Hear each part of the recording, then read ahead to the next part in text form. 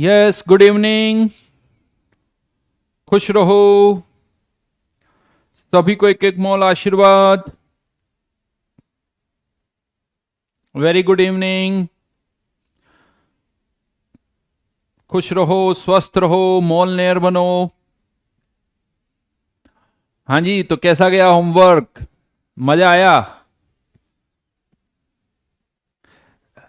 बिल्कुल बिल्कुल, homework discuss करेंगे अब हम। तो क्या दिया था मैंने? आई थिंक O1 में और S1 में।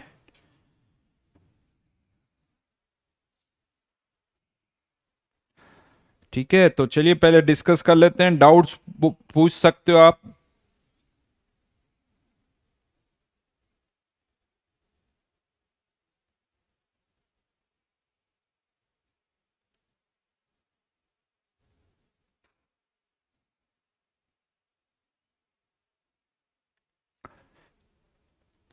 चलिए, तो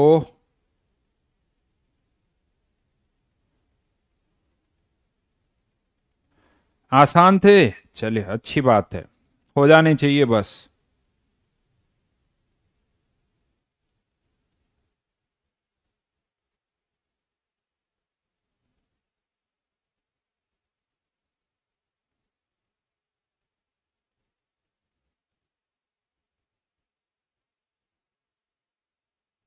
एक सेकेंड।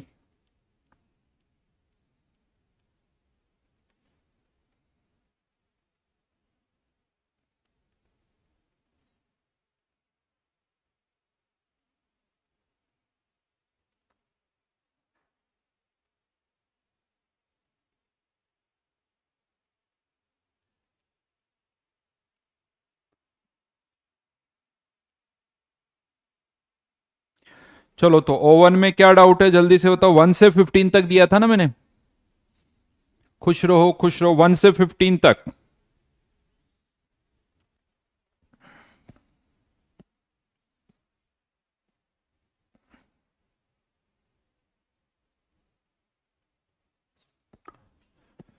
क्वेश्चन नंबर 9 में डाउट है। सारे हो गए? अच्छा, 1 से 10 तक ही दिया था। ठीक है, 1 से 10 तक डिस्कस कर लेते हैं।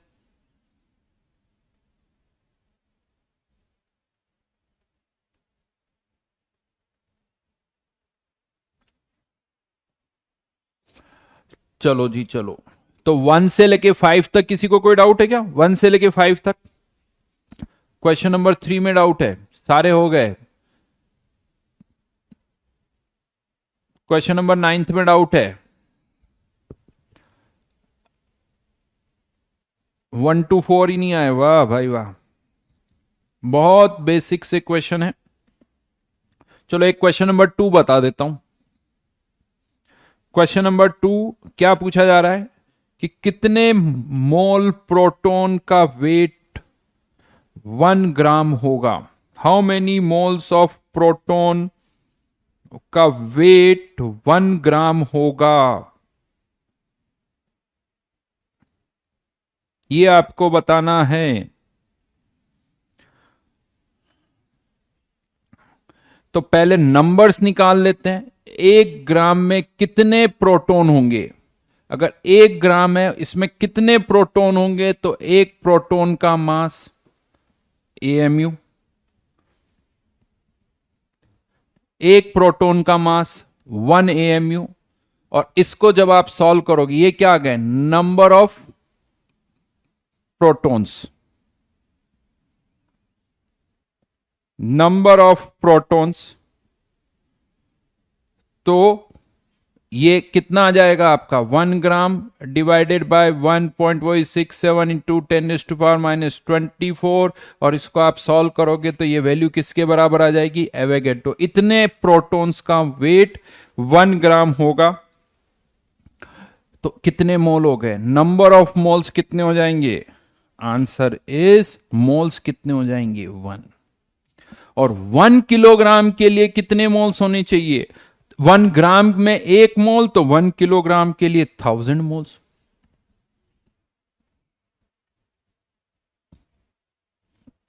समझ में आ गया? पहले अभी O1 की बात करें। तो ये question number 2, question number 3, question number 4, ये सब इसी तरह के क्वेश्चंस है। और भी तरीके हैं, उससे भी कर सकते हो, और भी तरीके हैं। ऐसे नहीं करना चाहते तो इसको ऐसे भी कर सकते हो। एक तरह से कह सकते हो कि प्रोटॉन का एटॉमिक वेट कितना हो गया, 1। तो 1 ग्राम के लिए क्या होना चाहिए, 1 मोल होना चाहिए, ऐसे भी बता सकते हो।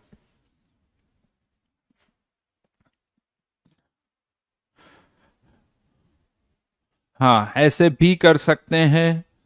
अरे भाई, माही ने लिखा सर थर्ड फोर्थ सब नहीं हुआ, तो बेटा देखो बहुत आसान है फोर्थ तो। क्वेश्चन नंबर 5 और भी आसान है, 6 और भी आसान है, फोर्थ में क्या डाउट है। Molar mass of electron, electron का मोलर मास मतलब क्या हो गया, 1 मोल का मास, एक इलेक्ट्रॉन का मास कितना है, 9.1 इंटू 10⁻⁻31। ये एक इलेक्ट्रॉन का मास है। तो मोलर मास मतलब 1 मोल का मास कितना होगा, तो किससे मल्टीप्लाई कर दूं, एवोगैड्रो नंबर से। ये एक इलेक्ट्रॉन का मास, ये 1 मोल का मास, और इसी को क्या बोलोगे, मोलर मास ऑफ इलेक्ट्रॉन। एक एप्पल का मास है, 1 डजन एप्पल का मास क्या होगा। अगर मैं कहता हूं एक एप्पल का मास 100 ग्राम है, तो 1 डजन एप्पल का मास कितना होगा, एक एप्पल का mass multiplied by number of atoms. Multiply कर दो, तो ये एक इलेक्ट्रॉन का मास है, इतने इलेक्ट्रॉन का क्या हो जाएगा, मल्टीप्लाई कर दो बस।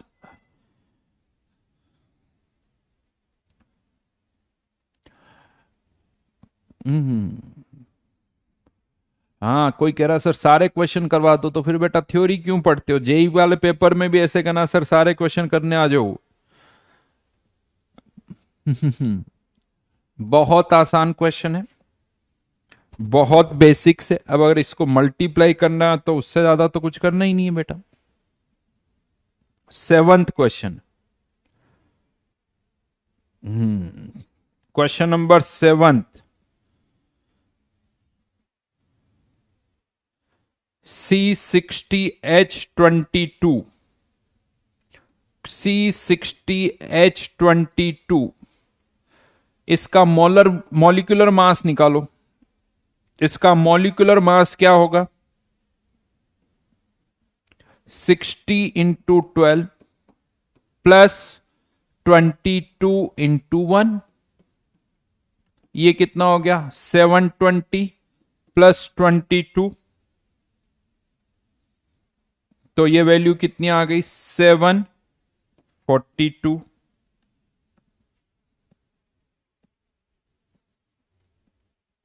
लेकिन ये मॉलिक्यूलर मास है, तो एक मॉलिक्यूल का मास क्या होगा, mass of 1 molecule, mass of 1 molecule. तो क्या लगा दूं इसके आगे, AMU, क्या लगा दूंगा, AMU। लेकिन आपको किस में चाहिए, ग्राम में, तो 742 इंटू, हो सकता है इससे आंसर 1.66 या 1.67, ये थोड़ा देखना पड़ेगा, चलेगा, उसमें ज्यादा डिफरेंस नहीं आएगा।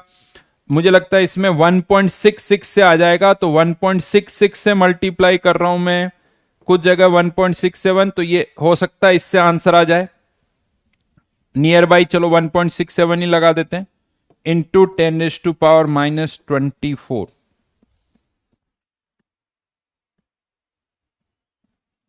करो मल्टीप्लाई इसको, 742 इंटू दिस वन,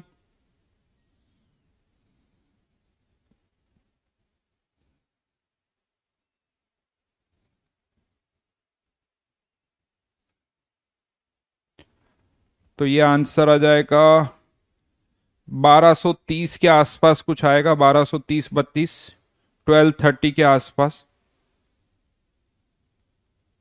मल्टीप्लाई कर लो, ये लगभग लगभग ये वैल्यू 1240 इंटू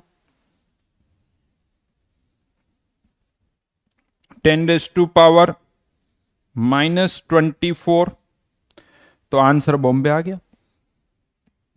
नहीं आ रहा आंसर? बताओ, बताइए जी बताइए। नियर बाय कैलकुलेशन कर लो क्योंकि ऑप्शन बहुत दूर दूर है। आया या नहीं आया?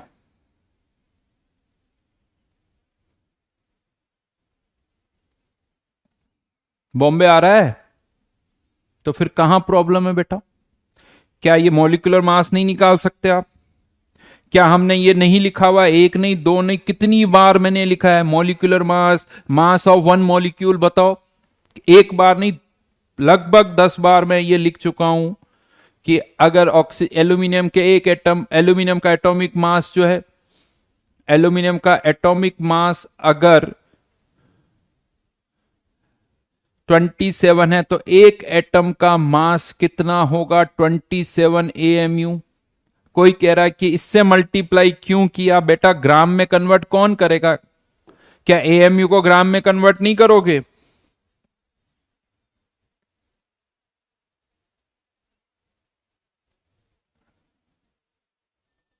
लेक्चर वापस देखो, ये कुछ नहीं किया है। अब आप अगर ये पूछोगे इससे मल्टीप्लाई क्यों किया, तो AMU ग्राम कन्वर्जन का अता पता तो होना चाहिए ना। चलिए आगे बढ़िए। क्वेश्चन नंबर 7, क्वेश्चन नंबर आगे 8th भी बता दो, 9th भी बता दो। क्या लास्ट क्लास में न्यूट्रॉन प्रोटॉन वाले क्वेश्चन किए थे हमने? न्यूट्रॉन प्रोटॉन वाले क्वेश्चन किए थे। चलो बता देता हूं एक और क्वेश्चन, 8th और बता देता हूं।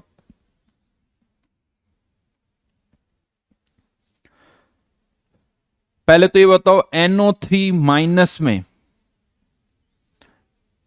NO3 माइनस में इसके एक आयन में कितने इलेक्ट्रॉन है? नंबर ऑफ इलेक्ट्रॉन बताओ, number of electron in one ion. चलिए बताओ, देखें जल्दी से इसका आंसर लिखो, फिर आगे बढ़ेंगे।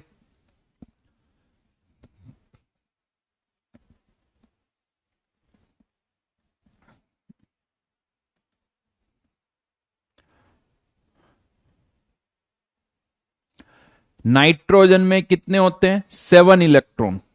नाइट्रोजन में 7। ऑक्सीजन के एक एटम में 8 इलेक्ट्रॉन्स, तो 8 यानी 3 टाइम्स तो 24। और एक माइनस चार्ज है तो +1, यानी कितने इलेक्ट्रॉन हो गए? 32। ये ऐसे आया है। कोई 59 लिख रहा है, कोई 56 लिख रहा है, कोई 62 लिख रहा है।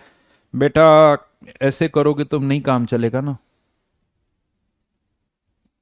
हम्म, ज्यादातर ने सही लिखा है। दीपिका ने सही लिखा है, कुंदन ने सही लिखा है, अभिनव ने सही लिखा है, कुमकुम ने सही लिखा है, दीपांशु ने 31 लिखा है, वो गलत है। आयुष ने सही लिखा है। ये तो समझ में आ गया। अब क्या करना है बेटो? बोलो अब क्या बचा इस क्वेश्चन में? ये काउंटिंग हो गई। कैसे आया वो बता दिया। एटॉमिक नंबर के बराबर जितने प्रोटॉन होंगे उतने ही इलेक्ट्रॉन होंगे। तो इसका एटॉमिक नंबर 7 तो 7 इलेक्ट्रॉन। ऑक्सीजन का एटॉमिक नंबर 8 तो एक ऑक्सीजन में 8 इलेक्ट्रॉन, तो 3 ऑक्सीजन में 24। एक माइनस चार्ज है इसीलिए ये 1 आ गया। अब क्या करना रह गया यहां पर? हमारे पास मोल्स ऑफ NO3 माइनस निकालें। तो NO3 माइनस कितना है? 3.1 मिलीग्राम है, तो 10⁻³ ग्राम, डिवाइडेड बाय मॉलिक्यूलर मास। इसका मॉलिक्यूलर मास कितना हो जाएगा? तो ऑक्सीजन का 16, तो 48 + 14। समझ में आई बात? नाइट्रोजन का 14, ऑक्सीजन के 3 एटम है तो ये हो गया 62। तो इसको सॉल्व करोगे तो ये 10, ये यहां पर 2, तो ये वैल्यू आ जाती 1/2 इंटू 10⁻⁻⁴। तो नंबर, अब क्या निकालना रह गया हमें यहां पर? Number of electrons. तो पहले नंबर ऑफ इलेक्ट्रॉन्स की बात करें तो ये मोल्स है 1.2 इंटू 10⁻⁴। एक में 32 इलेक्ट्रॉन्स, तो into 32 multiplied by Avogadro number, तो 6 इंटू 10⁻23। इसको सॉल्व कर लो, आंसर आ जाएगा।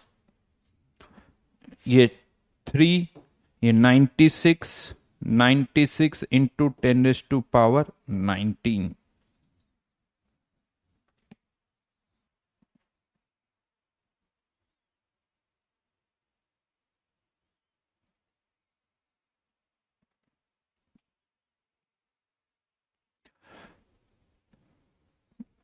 तो कितने आसान है, यही तो बता रहा था लास्ट क्लास में।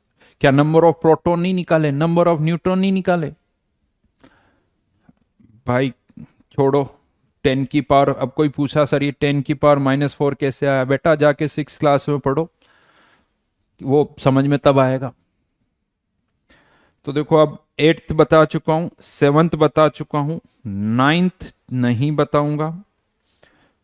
9th आप खुद कर सकते हो, चार्ज ऑन इलेक्ट्रॉन कितना है वो खुद ट्राई करो, खुद कोशिश करो बेटा। जब 8th बता चुका हूं, 9th बता चुका हूं, तो फिर तो वही बात तक सारे ही बता दूं मैं, कोई डिफरेंस नहीं आएगा। कोई पूछ रहा सर 3.1 कैसे आ गया, बेटा क्वेश्चन पढ़ा तुमने? अभी एक कमेंट आया, किसने लिखा 3.1 कैसे आया? ऋषभ, क्वेश्चन पढ़ा? क्वेश्चन तुमने कौन सा क्वेश्चन है, उसमें कुछ डेटा दे रखा है क्या?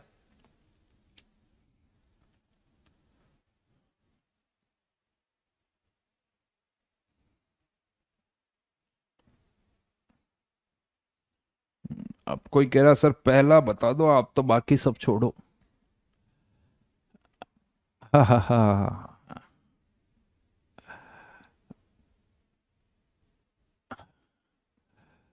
10th बता दो बेटा, 10th नहीं बता तो उसका ऊपर वाले हो गए।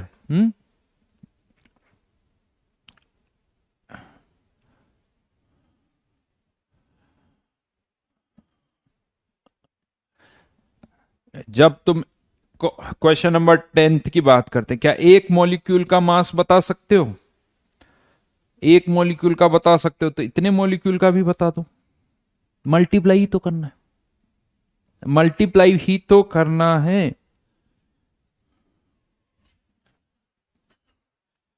देखो कोशिश करो बेटा, जो बताना था बहुत बेसिक से सब डिस्कस किया है, बहुत बेसिक से सब डिस्कस किया है, इसीलिए कोशिश करो सब हो जाएगा। Question number 10th, copper sulphate dot 5H2। अच्छा ये बताओ इसका मोलिकुलर वेट कितना होगा, इसका मोलिकुलर वेट बताओ पहले तो, कॉपर का। अच्छा इसमें कभी कभी अगर यहां नहीं दे रखा है, एक चीज बताऊं, जैसे तो एटॉमिक वेट आपको कहीं ना कहीं किसी सोर्स से देखना होगा, नहीं तो गूगल से ढूंढ लो। कॉपर का एटॉमिक वेट आता है 63.5। तो इस पूरे कंपाउंड का मोलिकुलर मास बताओ पहले तो। Very good. देखिए बहुत, ध्रुव और किस, देव, अप्रितम, जयदीप, दृष्टि, शुभम, तो यहां पर टोटल इसका मोलिकुलर वेट कितना आ गया, 249.5। तो इसका एक मॉलिक्यूल का मास क्या हो जाएगा, mass of one molecule 249.5 AMU। आप चाहो तो इसको ग्राम में भी कन्वर्ट कर सकते हो, 249.5 इंटू 1.67 इंटू 10⁻⁻24 ग्राम। ये एक मॉलिक्यूल का है। अब जितने मॉलिक्यूल है उससे मल्टीप्लाई कर दो। और एक और चीज बताऊं, इसको या तो ऐसे लिख दो, या इसी को आप ऐसे भी लिख सकते हो, 249.5 1/Na, because 1/Na equals to 1.67 into 10⁻⁻।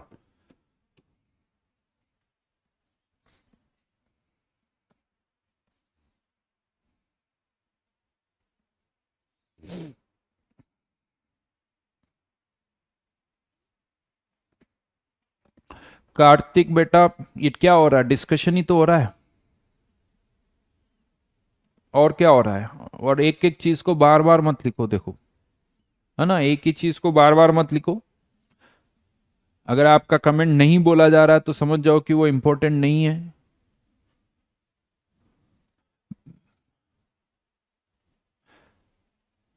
हाँ, अब सहज कह रहा है सर जो 6 और 8 में डाउट है बाकी सारे हो गए, जो मैंने नहीं बताया वही डाउट है, बाकी सब हो गए। वाह, क्या दिमाग है। कोई पूछ रहा है, रोशनी जी पूछ रहे 249.5 कैसे आया? सोचने वाली बात है। चलिए S1 पर आते हैं। ठीक है, वापस से करना इनको, मैंने जो समझा दिया। S1 पर आते हैं।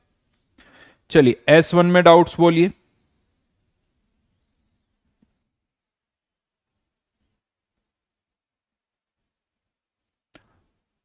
S1 में डाउट्स पर आइए, बोलिए। क्वेश्चन नंबर 1 तो बहुत आसान है, केवल आपको मॉलिक्यूलर मास फाइंड आउट करना है। तो अभी किसी ने पूछा ना कि 249.5 कैसे आया, ये पता चल जाएगा। तो बोलिए, आगे बोलिए।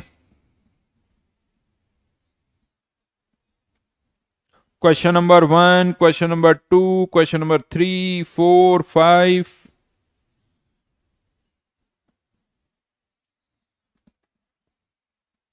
सब हो गए, बहुत बढ़िया जी। अब आप देखिए, कुछ स्टूडेंट्स हैं जो कह रहे हैं सर बहुत आसान है, सारे हो गए। कुछ कह रहे हैं कि सर क्वेश्चन नंबर 1 भी नहीं हो रहा। आप खुद देखिए डिफरेंस, है ना। और ऑब्वियसली बात है, ये टफ नहीं है, ये बहुत आसान है, बहुत आसान है। फिफ्थ में कौन सा पार्ट बताना है बताइए? थर्ड का थर्ड पार्ट बताऊं? आई थिंक लास्ट क्लास में एसिटिक एसिड वाला क्वेश्चन हमने किया था। 180 ग्राम ग्लूकोज, 180 ग्राम ग्लूकोज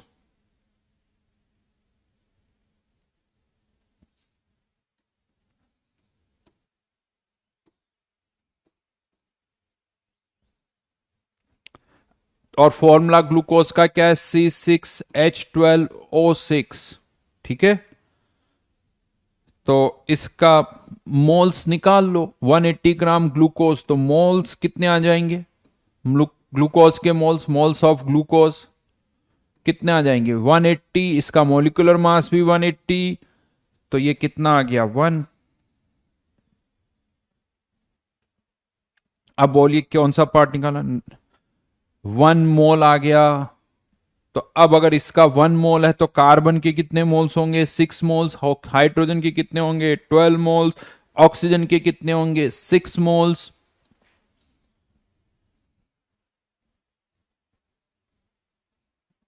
हो गया। लास्ट क्लास में बहुत सारे क्वेश्चन किए थे, नहीं होगा? 1 मोल C6H12O6, तो कार्बन के मोल्स कितने हो गए? 6 मोल। हाइड्रोजन के कितने हो गए? 12 मोल। फिर ऑक्सीजन के कितने हो गए? 6 मोल्स।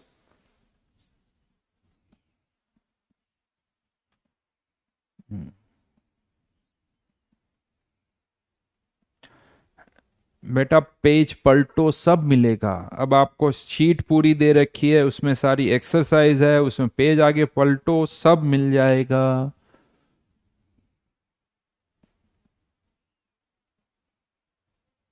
पेज नंबर 51 पर एक्सरसाइज S1 है, पेज नंबर 51 पर S1 एक्सरसाइज मिल जाएगी।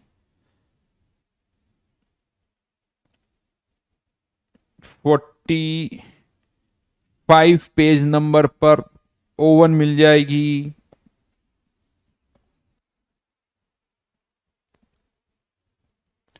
चलिए जी, चलिए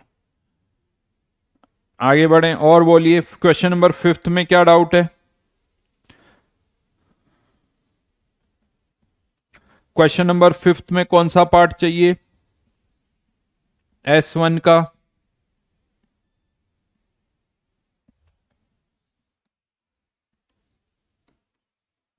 बोलिए। S1 में अगर 10⁻20 एटम्स है तो मोल्स कितने हो जाएंगे, डिवाइडेड बाय एवोगैड्रो नंबर। ये आंसर है फर्स्ट पार्ट का। तो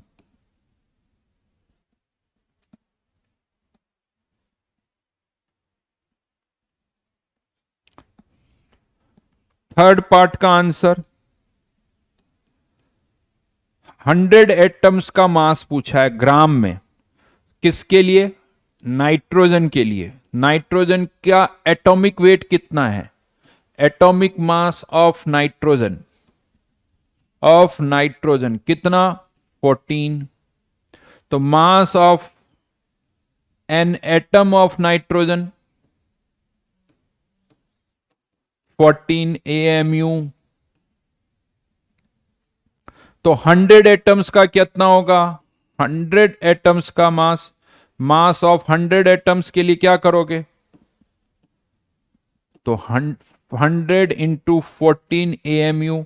अब AMU में चाहिए तो यही आंसर है, ग्राम में चाहिए तो क्या करोगे, 100 इंटू 14 इंटू 1.67 टू 10⁻⁻24 हो गया।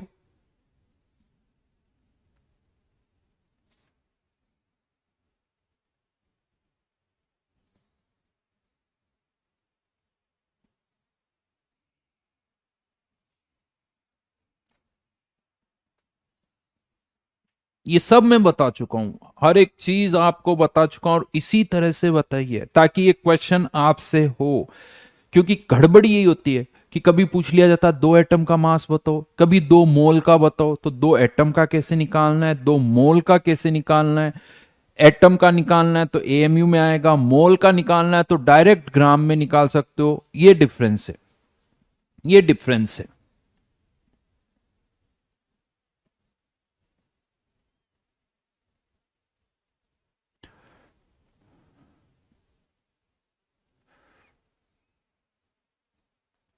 ये शीट लैपटॉप में कैसे खुलेगी, चलिए पूछता हूं मैं, देखें लैपटॉप में खुलती है या नहीं खुलती है, आपको बताऊंगा मैं, है ना, ये बात जरूर। और कौन सा पार्ट चाहिए बताओ इसका।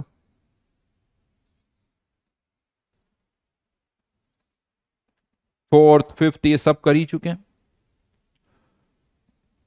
देखो बच्चों, इन्हीं को वापस से करो, लेक्चर्स को वापस से देखो, क्योंकि और इससे ज्यादा कुछ बोलने का अलग से है नहीं है। उन्हीं चीज को एक नहीं 2 बार सुनो, 3 बार सुनो, क्वेश्चंस को अटेम्प्ट करो, जो कहा जा रहा है उसको फोकस करो, उसको दिमाग में रखो। छोटी छोटी बातें हैं, पहले इवन चाहो तो S1 के क्वेश्चंस पहले करना, S1 के क्वेश्चंस की पहले प्रैक्टिस करो, फिर O1 पर आना, उल्टा कर लेना, ताकि थोड़ी और स्पीड आ जाए आप लोगों की।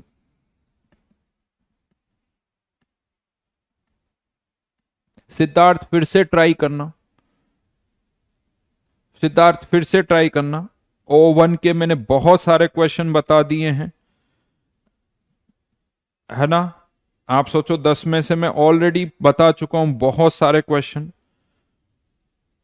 और 10th भी बता चुका हूं बेटा, 10th भी बता चुका हूं O1 का, ये बताया तो था मैंने, और क्या बताऊं। क्वेश्चन नंबर 10th, ये एक मॉलिक्यूल का मास आ गया, जितने मॉलिक्यूल्स है उससे मल्टीप्लाई कर दो, आंसर आ जाएगा। ये एक मॉलिक्यूल का मास है, 10⁻22 मॉलिक्यूल का मास आ गया। और भी तरीके हैं, ऐसे भी कर सकते हो, मोल्स निकाल के भी कर सकते हो, ये तो एक तरीका हुआ।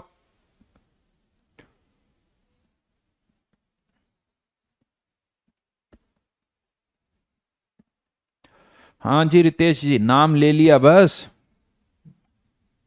अरे क्या क्वेश्चन पूछो अभी, सीधा सीधा मेन फोकस इस पर रखो।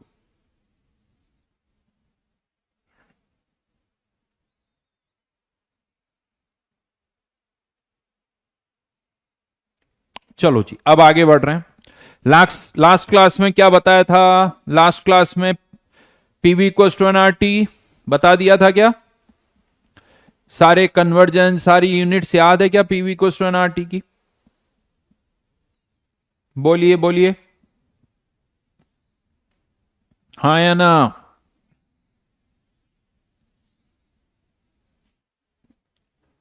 यस। मुझे कमेंट नहीं दिख रहे हैं आप लोगों के।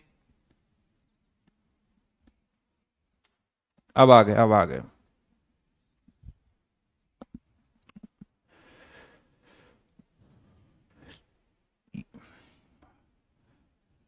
यस, आगे बढ़ें।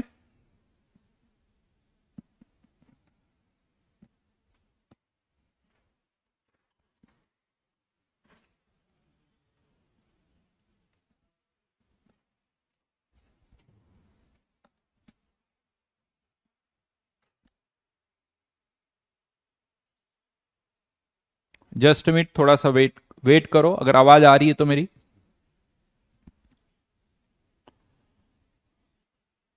हाँ लेकिन तो आगे बढ़ते हैं अब।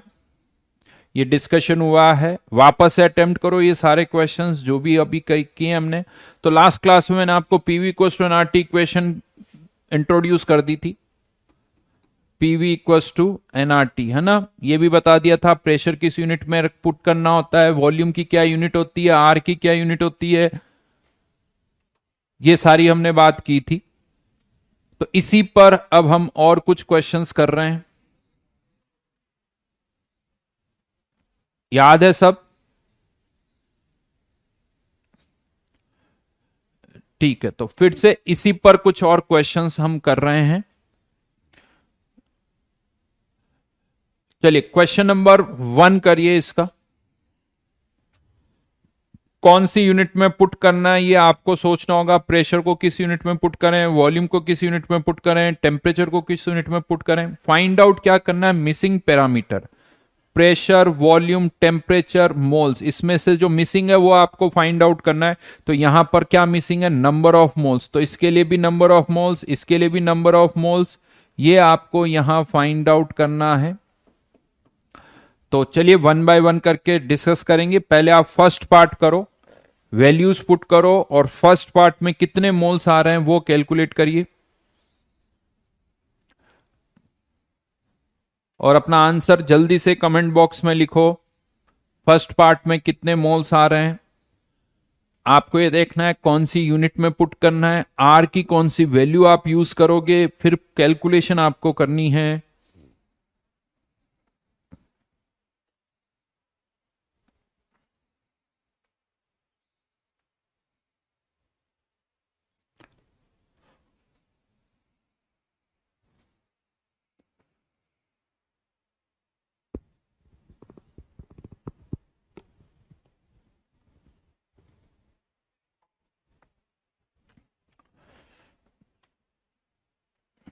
आया फर्स्ट पार्ट का आंसर?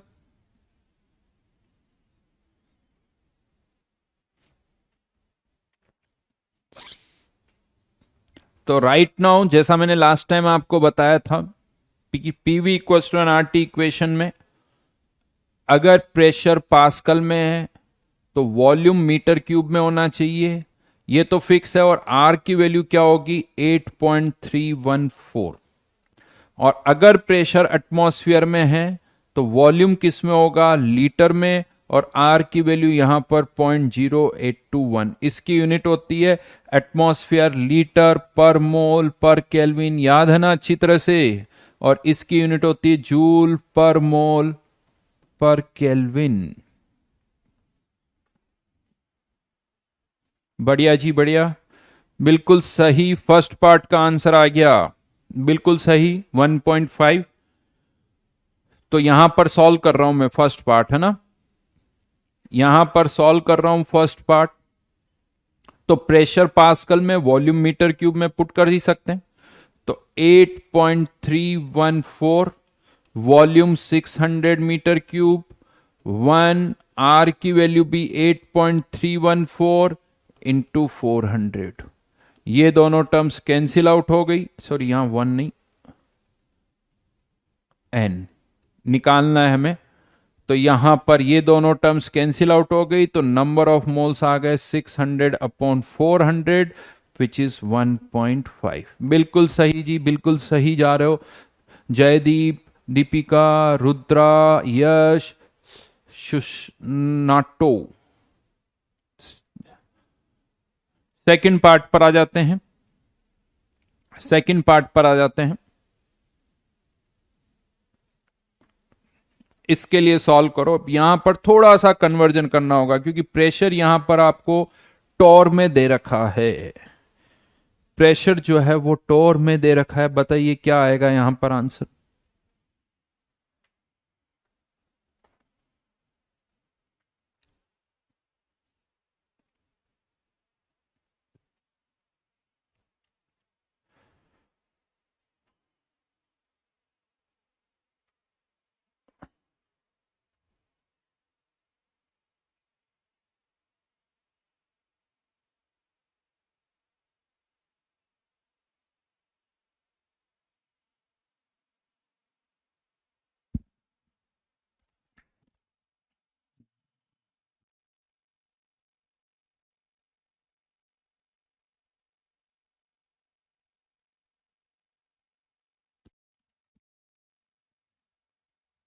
चलिए सेकंड पार्ट का आंसर। तो क्या करें यहां पर, क्योंकि ये टॉर में है, ये लीटर में है, तो इसको किस में कन्वर्ट करना पड़ेगा, एटमॉस्फेयर में। तो सेकंड पार्ट की बात कर रहा हूं। सेकंड पार्ट में प्रेशर को 380 टॉर, इसको किस में कन्वर्ट करना होगा, एटमॉस्फेयर में। किससे डिवाइड कर दो, 760 से।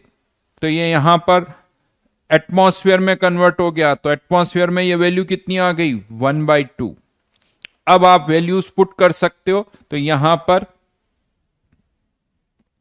सेकंड पार्ट की मैं बात कर रहा हूं। तो प्रेशर कितना, हाफ एटमॉस्फेयर। चाहो तो यूनिट्स लिखते जाओ यहां पर। वॉल्यूम कितना है, 8.21 लीटर। मोल्स निकालने हैं, आर की वैल्यू 0.0821। टेम्परेचर कितना है, 500 केल्विन। यही है। तो ये यहां से कैंसिल आउट हो गया। कितना आ गया, 100। ये 100 से कैंसिल आउट हो गया। तो n इक्वल्स टू 1/10 यानी 0.1। बिल्कुल सही। तो फर्स्ट पार्ट का आंसर जो था वो तो था 1.5।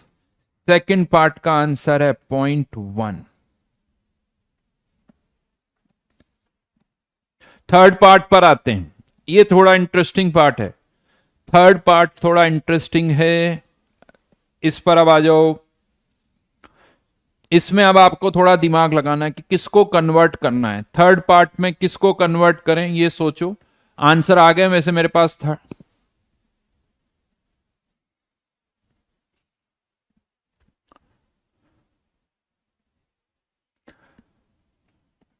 ये फर्स्ट पार्ट, ये सेकंड पार्ट, दो पार्ट हम सॉल्व कर चुके हैं।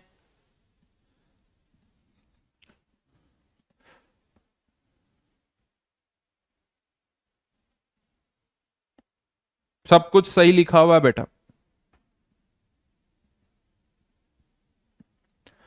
ये सब कुछ सही लिखा हुआ है। Answer is 0.1।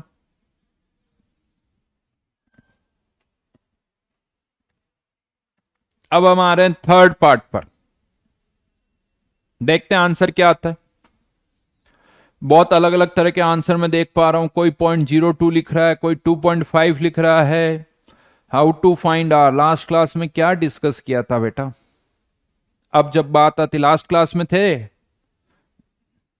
कुछ बताया था आर के बारे में।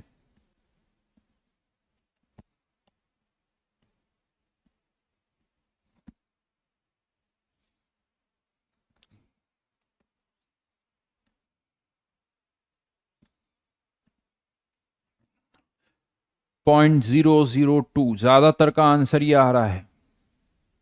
1/500 वही 0.002 हो जाएगा। बट किसी ने 0.0002 एक और जीरो लगा दिया। आंसर लिखो, आप लोगों ने क्या क्या आंसर लिखे हैं। चलो यहां एक बार आंसर लिखता हूं, क्या क्या आ रहे हैं देखते हैं। 0.02 लिखा है किसी ने 0.002 लिखा है और 0.0002 भी लिखा है।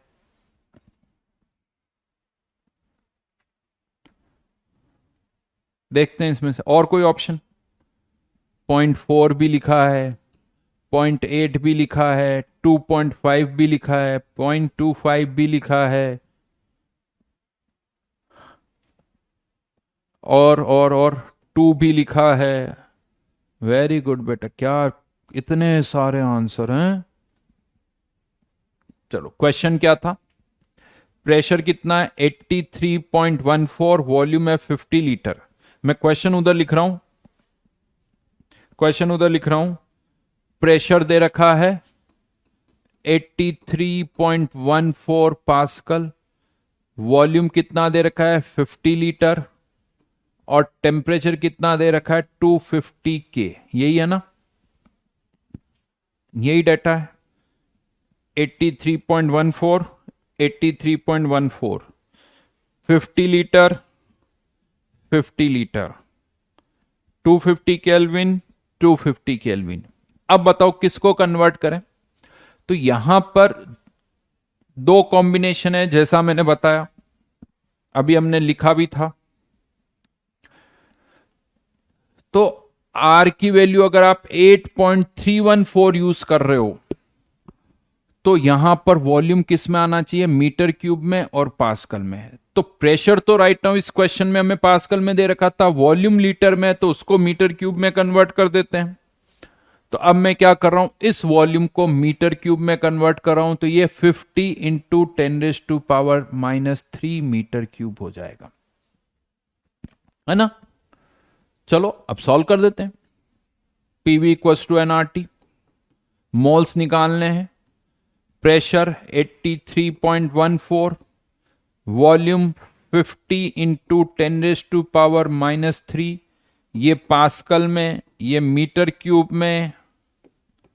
नंबर ऑफ मोल्स निकालने हैं, तो अगर ये पास्कल और ये मीटर क्यूब में तो आर की वैल्यू 8.314, टेम्परेचर तो फिक्स है, हमेशा ही किस में लिखना है? केल्विन में। सिंप्लीफाई करो, ये कितना आ गया 10, ये यहां से कट जाएगा, कितना आ गया 5। तो number of moles equals to ये 2 इंटू 10⁻³ बिल्कुल सही। तो 0.002 ये आंसर सही है साहब।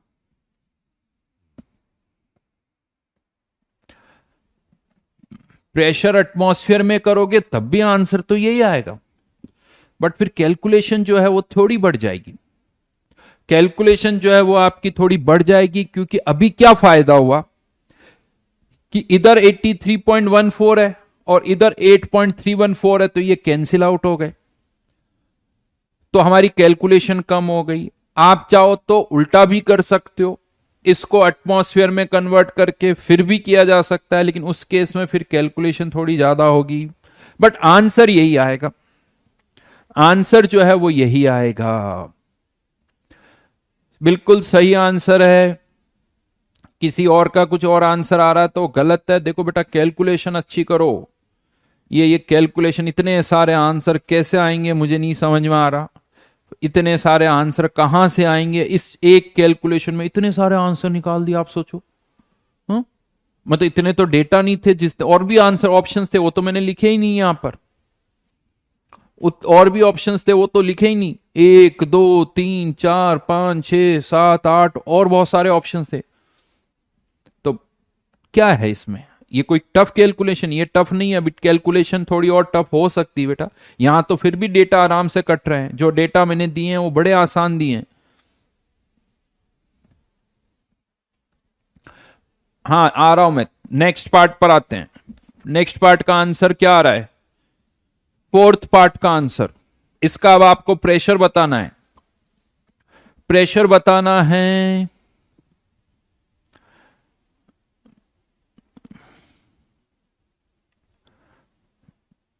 बिल्कुल सही, 50 एटमॉस्फियर। तो एक काम करता हूं,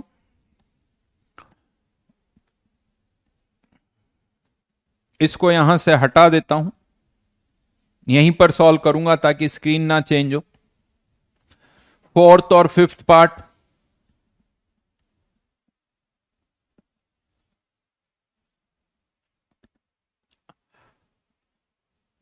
प्रेशर निकालना है यहां पर, फोर्थ पार्ट की बात कर रहा हूं मैं।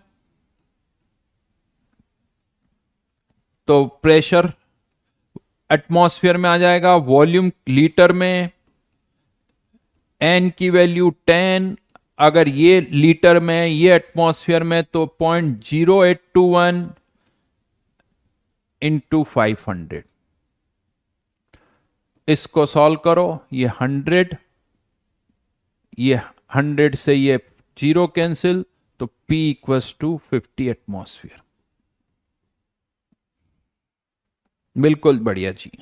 तो इसका आंसर आ गया 50, इसका आंसर था 0.002, इसका आंसर था 0.1, इसका आंसर है 1.5। लास्ट पार्ट का आंसर, लास्ट पार्ट का आंसर और बता दो।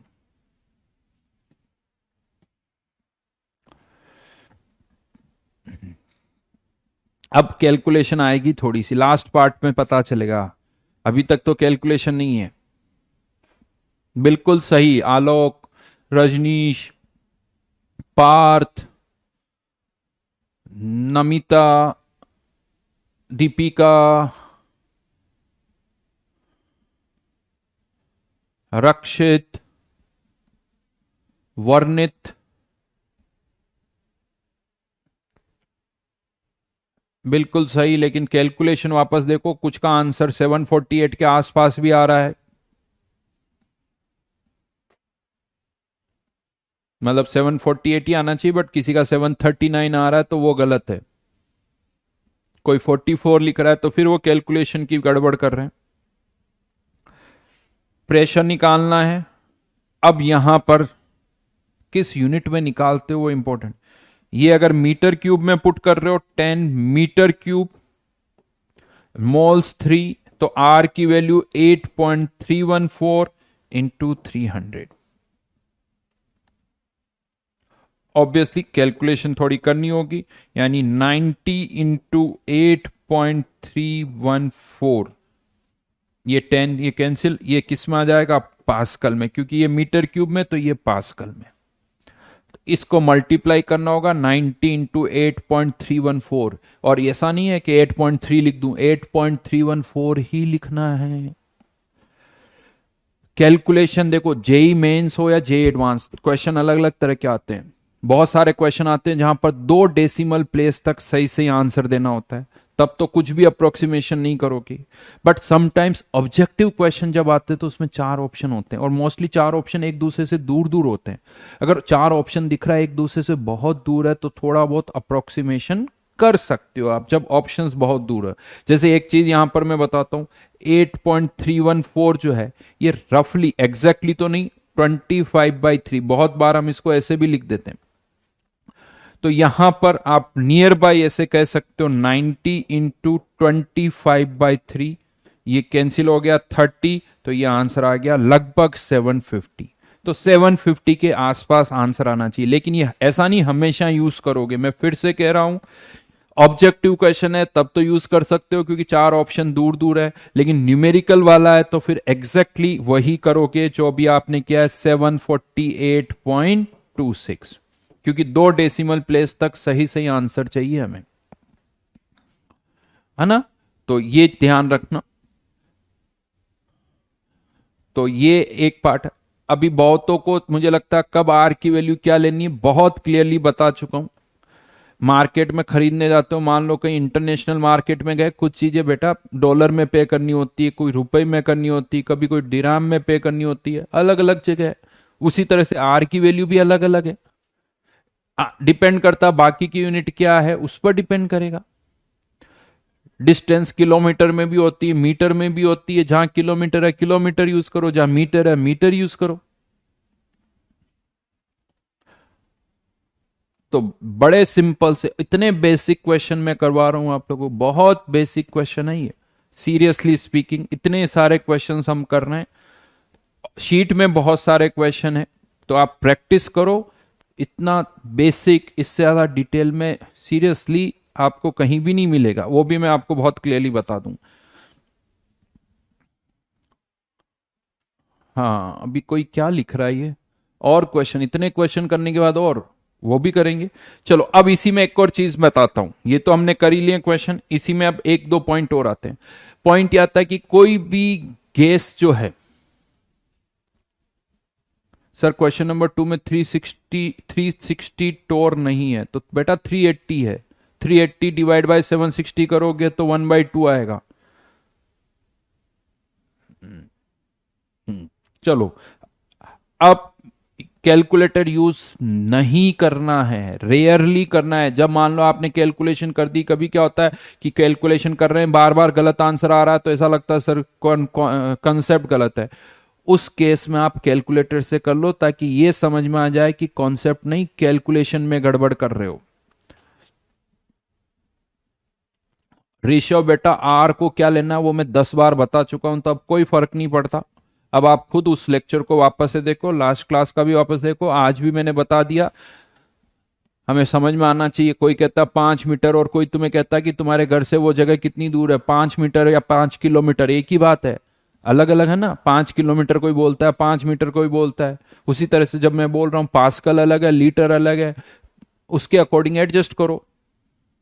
चलिए, किसी भी एग्जाम में, जेई मेंस, जेई एडवांस में कैलकुलेटर अलाउड नहीं होता है। जेई मेंस या जेई एडवांस के एग्जाम में कैलकुलेटर अलाउड नहीं होता है। अब मैं यहीं पर और चीज बता रहा हूं, चलिए उस पर फोकस करते हैं। ठीक है, एक, अब कोई भी गैस जो होती है ना, गैस का अगर आप केवल वॉल्यूम बताते हो, मैं ये कह दूं कि ऑक्सीजन 100 ml है, ऑक्सीजन 50 लीटर है, ऑक्सीजन 100 लीटर है, तो इसका कोई मीनिंग नहीं है जब तक आप प्रेशर टेम्परेचर नहीं बताते हो।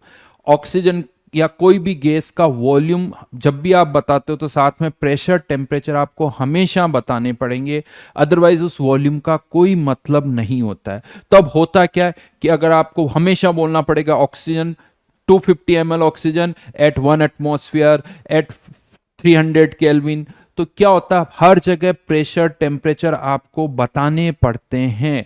तो उसका एक तरीका ढूंढा गया, एक टर्म डिफाइन की गई जिसे हम कहते हैं एसटीपी। सुना हुआ होगा आपने, क्या होती है ये एसटीपी? What is STP? इसका मतलब होता है standard temperature and pressure. Standard temperature and pressure.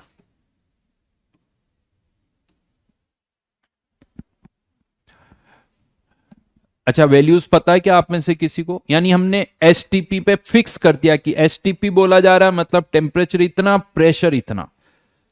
अगर हमने बोल दिया एसटीपी मतलब इसमें टेम्परेचर भी फिक्स है, प्रेशर भी फिक्स है, तो बताइए टेम्परेचर कितना फिक्स है और प्रेशर कितना फिक्स है अगर मैं एसटीपी वर्ड बोल रहा हूं तो? टेम्परेचर प्रेशर पूछ रहा हूं मैं, वॉल्यूम नहीं पूछ रहा हूं। मैंने वॉल्यूम नहीं पूछा।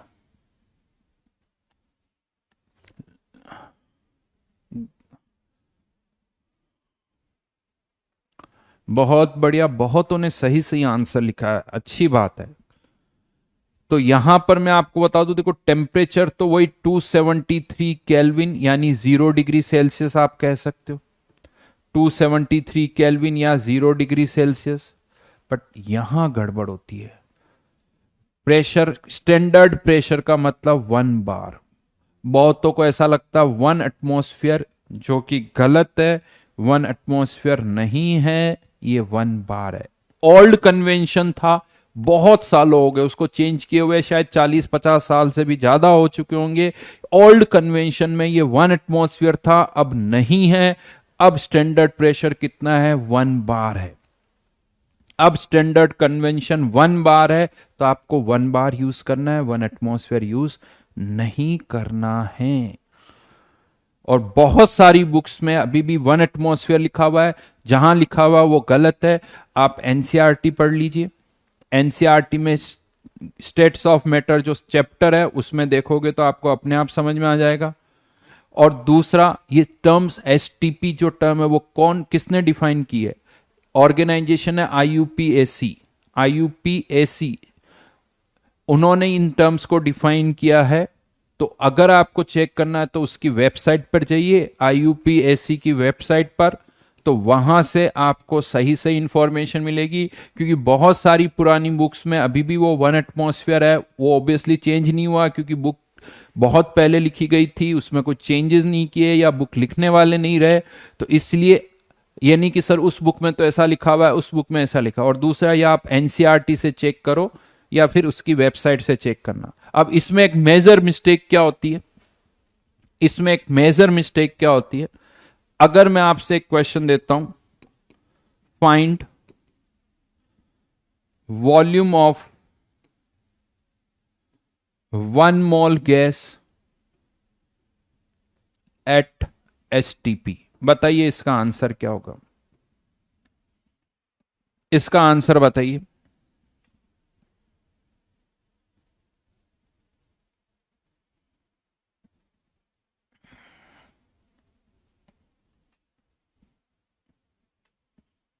अब मैंने IUPAC लिख दिया तो कोई कहता सर IUPAC की फुल फॉर्म, अरे बेटा काम की बातें पूछा करो ना। क्या आएगा आंसर, बहुत बढ़िया, फिर भी बहुतों को मुझे लगता है यहां पर इस क्लास में सही सही पता है, तो ये अच्छी बात है, बहुत सारे स्टूडेंट्स को ये सही सही पता है ना। वो गलत है जो गूगल पे ढूंढ रहे हैं, क्योंकि वहां पर बहुत सारी चीजें जो ज्यादा सर्च हो जाती है वो ऊपर दिख जाती है, तो ऑथेंटिसिटी नहीं है, वो रिजल्ट देता है, कौन सा सही है कौन सा गलत है वो नहीं बताता। बिल्कुल बढ़िया, बहुत शानदार। तो यहां पर चलिए मैं इसको सॉल्व करता हूं। अब यहां प्रॉब्लम क्या, प्रेशर 1 बार है, और हम जब पुट करते हैं PV क्वेश्चन RT में, तो प्रेशर ज्यादातर एटमॉस्फेयर में और वॉल्यूम लीटर में। तो सिंस वॉल्यूम हम लीटर में चाहते हैं तो इस 1 बार को एटमॉस्फेयर में कन्वर्ट करना पड़ेगा। और लास्ट क्लास में मैंने बताया था 1 एटमॉस्फेयर इक्वल्स टू 1.01325 बार। तो 1 बार इक्वल्स टू उल्टा हो जाएगा, तो प्रेशर अगर 1 बार है तो एटमॉस्फेयर में कितना होगा, 1.01325, ये एटमॉस्फेयर में प्रेशर, ये वॉल्यूम किस में आएगा, लीटर में, 1 मोल, ये एटमॉस्फेयर में, ये लीटर में, तो 0.0821 इंटू 273। एक तो ये प्रोडक्ट आप याद रखो, 0.0821 को जब 273 से मल्टीप्लाई करते हैं तो ये आता है 22.41, ये कह सकते हो, ज्यादातर तो हम 22.4 ही लिख देते हैं, चलेगा, बट ये वॉल्यूम इधर से, लेकिन यहां से एक टर्म मल्टीप्लाई होगी 1.01325, और ये आंसर आ जाता है 22.7 लीटर। 1 बार पर करोगे तो 22.7 लीटर आएगा, ठीक है। तो मोलर, इसी को और क्या बोला जाता है, इसको ऐसे भी लिख दिया जाता है V सबस्क्रिप्ट में M, इसे हम बोलते हैं molar volume at STP। Molar volume, molar का मतलब 1 मोल, तो मोलर वॉल्यूम एट STP पर 1 मोल का वॉल्यूम 22.7। तो ये 22.4 कैसे आ जाता है, बहुतों को कंफ्यूजन क्यों होता है, क्योंकि वो जो 22.4 है वो ओल्ड कन्वेंशन है, किस पर, 1 एटमॉस्फेयर। क्योंकि यहां अगर प्रेशर 1 एटमॉस्फेयर है तो ये 1.01325 वाली टर्म आएगी नहीं, तो फिर आंसर 22.4 आ जाएगा। ये भी लिखवा देता हूं मैं आपको। तो ये मेजर डिफरेंस है यहां पर, ये यहां पर एक और क्वेश्चन चाहो तो लिख सकते हो, find volume of 1 mole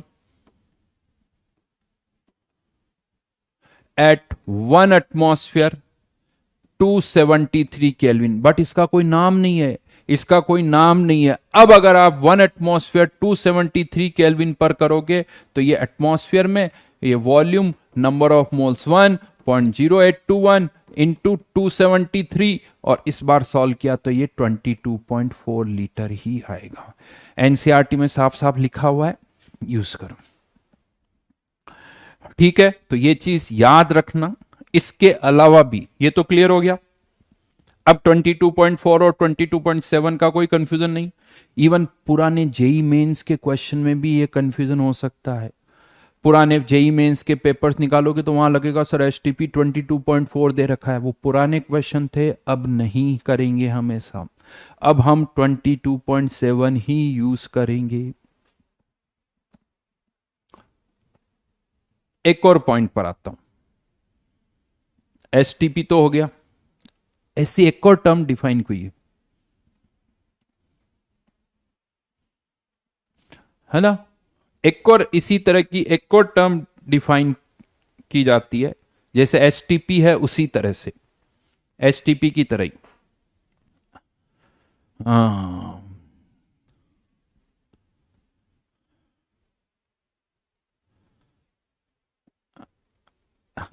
NTP कहां पढ़ लिया बेटा, एनटीपी कहां पढ़ा? अगर आप 11th क्लास की 12th क्लास की एनसीईआरटी उठाओगे तो एनसीईआरटी उठाने पर कहीं पर भी ये एनटीपी वर्ड यूज नहीं हो रखा है।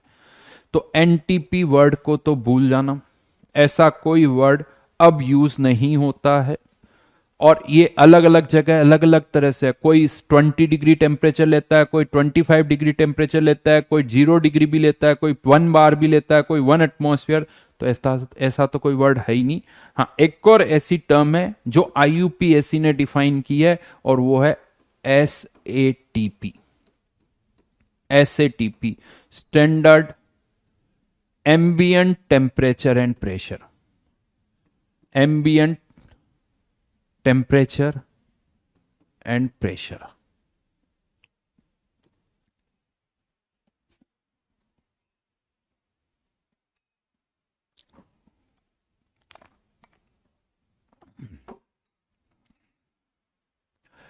और यहां पर टेम्परेचर और प्रेशर क्या आता है? तो देखो, प्रेशर तो अभी भी वही 1 बार ही है, लेकिन टेम्परेचर यहां पर 298 केल्विन हो जाता है। 298 केल्विन यानी वही रूम टेम्परेचर, नॉर्मली हम कहते हैं, वैसे इंडिया में रूम टेम्परेचर 25 डिग्री सेल्सियस नहीं होता, यहाँ तो अभी गर्मी पड़ रही तो 44 अच्छा खासा है ना। अभिजीत, वो 9 नहीं है जो तुमने लिखा, वो 0 है, ठीक है। तो यहां पर ऑब्वियसली बात है, इस पर 1 मोल का वॉल्यूम कुछ और होगा। तो यहां पर अगर वॉल्यूम निकाला जाए ऑफ 1 मोल, तो वॉल्यूम ऑफ 1 मोल एट एसएटीपी, तो ये ऑब्वियसली कुछ और आएगा। प्रेशर कितना है? 1 बार, तो एटमॉस्फेयर में कन्वर्ट करना पड़ेगा, तो ऐसे हो जाएगा। वॉल्यूम निकालना है, मोल्स कितने हैं? 1, आर की वैल्यू 0.0821, टेम्परेचर कितना है? 298। तो इसको सॉल्व करोगे तो ये वैल्यू 24.789 इस तरह से कुछ आती है। ये याद नहीं करनी है, इसकी कोई ज्यादा जरूरत नहीं है, जस्ट मैंने बता दिया आप लोगों को। एम्बियंट का मतलब युग एम्बियंट है भाई, आसपास का इंग्लिश वर्ड है। स्टैंडर्ड एम्बियंट टेम्परेचर नॉर्मली रहता है। केदार, क्वेश्चन पूछ लो बेटा, जो भी दिमाग मन में आ रहा है क्वेश्चन पूछते जाओ, अगर रिलेवेंट होगा तो मैं आंसर दे दूंगा, नहीं होगा तो उसका कोई जवाब नहीं दूंगा, ठीक है।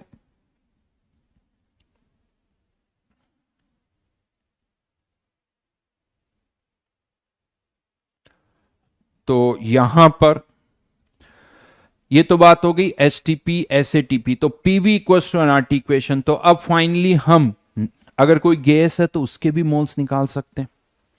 अरे भाई, किसको एक तो ना, कहां लिखा हुआ है? ये कौन बोल रहा है कि 0.9 लिखा हुआ है? मेरे को तो नहीं दिख रहा। ये भी सही लिखा हुआ है, ये भी सही लिखा हुआ है। हाँ हाँ, इतनी बड़ी कैलकुलेशन नहीं है बेटा, अभी तो कैलकुलेशन और आएगी। अगर किसी को लग रहा है कि ये ज्यादा कैलकुलेशन है, तो नहीं है, कैलकुलेशन आगे और भी ज्यादा आती है। जेई का एग्जाम दे रहे हैं ना बेटा, ऐसे मत सोचो कि तुम जेई का एग्जाम देने, ऑल ओवर इंडिया से केवल उनको 15,000 स्टूडेंट्स लेने हैं। एनआईटीज की भी बात करो तो उनको भी 20-25 हजार बच्चे लेने हैं। तो कुछ तो आप में अलग होना चाहिए ना। अगर किसी को लग रहा है कि ये इसमें कैलकुलेशन ज्यादा है, तो फिर तो क्या है, एग्जाम में ऐसा थोड़ी आएगा कि 33 × 3 बताओ क्या होगा, या 57 × 45 बताओ। जेई का एग्जाम दे रहे हो तो जेई का एग्जाम दोगे तो इस तरह की चीजें, ये तो अभी स्टार्टिंग है। मैं डरा नहीं रहा हूं, लेकिन ये मत सोच के बैठो कि आसान कुछ होगा। जब आपने ये सोचा कि जेई करना है, तो ऑब्वियसली एक चैलेंज आपने एक्सेप्ट किया है, आसान नहीं है। इतने सारे स्टूडेंट्स फाइट करेंगे, इतने सारे स्टूडेंट्स फाइट करेंगे, तो आपको भी उसके लिए तैयार होना है। ये उसके लिए पहले से तैयार रहो कि यस आई एम रेडी, मैं फाइट करने के लिए तैयार हूं। ये कहो कि कैलकुलेशन आप इससे ज्यादा टफ कर सकते हो, और मुझे पता आप कर भी सकते हो, ऐसा कुछ नहीं है। ये तो आपको इससे टफ कैलकुलेशन में करा सकता हूं, क्या प्रॉब्लम, मल्टीप्लाई तो करना है यार। हाँ, टाइम के ज्यादा लग रहा है तो इस बार बार करो, अपने आप टाइम कम लगेगा। इसको इससे क्या मल्टीप्लाई नहीं कर सकते, क्यों नहीं कर सकते? ये 0.0821 है, इसको आप चाहो तो ऐसे लिख दो 8 पॉइंट या 821, इसको मैं ऐसे भी तो लिख सकता हूं 821 इंटू 10⁻⁻⁴। अब आप इसको 298 से मल्टीप्लाई करो, 3 डिजिट को 3 डिजिट से, 4 डिजिट को 4 डिजिट से, 5 डिजिट को 5 डिजिट से मल्टीप्लाई करो। अरे आर्यन बेटा, जब मैंने ऐसे टीपी लिखा तो बोला ना, तो है सिलेबस में। जब मैं यहां पर नहीं होगा तो कौन बताएगा? जो सिलेबस में नहीं है यहां नहीं बताएंगे, हम डिस्कस भी नहीं करेंगे। जो सिलेबस में है वही बताया जा रहा है, तो इतना दिमाग तुम मत लगाओ। मैंने क्या बोला था पहले लेक्चर में कि टीचर को बस फॉलो करो। मैंने टर्म लिख दी बोर्ड पर, मतलब याद करना है। मैंने जिसको मना कर दिया, मना नहीं करना है, दैट्स इट, है ना। तो कर सकते हैं, लेकिन पहले तैयार रहो उसके लिए। अभी किसी ने कहा सर डराओ मत, डरा नहीं रहा हूं, आपको तैयार कर रहा हूं कि हाँ अभी तो बहुत सारी चैलेंजेस आएंगे, बट वी आर रेडी। ये नहीं कि मैं ये नहीं कहूंगा कि यार मस्त रहो हो जाएगा, भाई तैयार है हम। चैलेंजेस आएंगे उसके लिए भी तैयार हैं, टफ कोई क्वेश्चन है वो करने के लिए भी तैयार हैं, कोई प्रॉब्लम नहीं होगी। कितना भी टफ क्वेश्चन आएगा वो भी करेंगे, आसान आएंगे वो भी करेंगे, तो ये ध्यान रखना। चलो अब आगे बढ़ते हैं, इस पर पार्ट पर आते हैं। नेक्स्ट मैं आगे बढ़ा रहा हूं इसी चीज को। तो फाइनली अब जहां तक हम बात करें मोल की, तो मोल को हमने मास से रिलेट कर दिया, यानी किसी भी सब्सटेंस का मास पता है तो मोल्स निकाल सकते हैं, और मोल्स पता है तो मास निकाल सकते हैं, यानी आपस में इंटर कन्वर्जन कर सकते हो आप। दूसरा, मोल्स को हमने नंबर से भी कनेक्ट कर दिया। 1 mole substance Na number, 2 mole substance twice Na, twice Na तो 2 मोल, थ्राइस Na तो 3 मोल्स, यानी यहां पर भी कन्वर्जन किया जा सकता है। और गैसेस के लिए आप इसको वॉल्यूम से भी रिलेट कर चुके हो। अगर गैसेज है तो हम इसको वॉल्यूम से भी रिलेट कर चुके हैं, PV इक्वल्स टू nRT के थ्रू फॉर गैसेस। तो एक तरह से मोल की इंपॉर्टेंस ये है कि इसको आप मास वॉल्यूम सबसे रिलेट कर सकते हो। अब होता है क्या, जैसे एक क्वेश्चन देता हूं आपको, अगर मुझे किसी गैस का वॉल्यूम पता है और उसका मास फाइंड आउट करना है, किया जा सकता है। जैसे एक क्वेश्चन यहां पर लेते हैं, एक क्वेश्चन दे रहा हूं, जैसे आप जिस रूम में बैठे हुए हो उसमें ऑक्सीजन भी है, उसमें नाइट्रोजन भी है, और मुझे ये देखना है यार मेरे रूम में ऑक्सीजन जो है ना उसका मास कितना है। अब आप सोचो कैसे करोगे, आपके रूम में ऑक्सीजन है और आपसे कोई कहे कि इसका मास निकालो, तो कैसे निकालोगे? उसे क्या भरोगे, उसको क्या किसी बैलेंस में रखोगे? नहीं, आपको बस डेटा पता होना चाहिए कि मोटा मोटी प्रेशर कितना है। तो जो एयर का प्रेशर होता है वो 1 एटमॉस्फेयर होता है, उसमें मेजर कंट्रीब्यूशन नाइट्रोजन का होता है। 80% के आसपास नाइट्रोजन का होता है, 20% के आसपास वैसे ऑक्सीजन, थोड़ा बहुत बाकी गैसेज और होती है, लेकिन उनका परसेंटेज बहुत कम होता है। तो यहां मान लो एक क्वेश्चन मैं आपको देता हूं कि आप जिस रूम में बैठे हुए हो, आप जिस रूम में बैठे हुए हो उसका वॉल्यूम आपको पता है, ऑक्सीजन का प्रेशर पता है, तो हम उस ऑक्सीजन का मास निकाल सकते हैं। सोचो नॉर्मली रूम की साइज क्या होती है, आप जिस रूम में बैठे हुए ना उसकी हाइट जनरली 3 मीटर के आसपास, मोस्टली ऐसी होती है 9 फीट 10 फीट के आसपास, यानी रफली 3 मीटर ये कह सकते हो। और नॉर्मली रूम साइज क्या होती है 10 बाई 12, 12 बाई 13, इसी तरह के होते हैं। यानी मोटा मोटी मान के चलो, मैं यूं कह सकता हूं कि मीटर में बात करूं, क्योंकि हमें फिट में तो नहीं मीटर में चाहिए। तो जनरली एक रूम है जिसकी साइज है, find mass of oxygen present